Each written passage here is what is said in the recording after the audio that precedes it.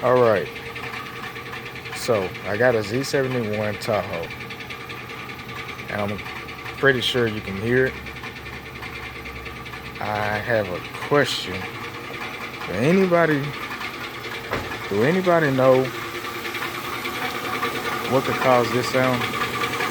Could it be a borrowed rod?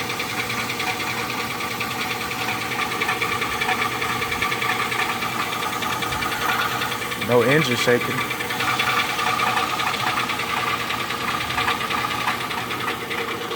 Check the oil, but it doesn't look like it have any metal shavings on it. Then I get underneath the vehicle and it's more louder underneath.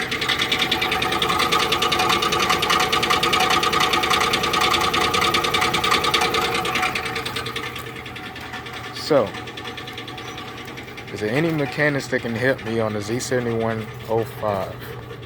It'd be much appreciated.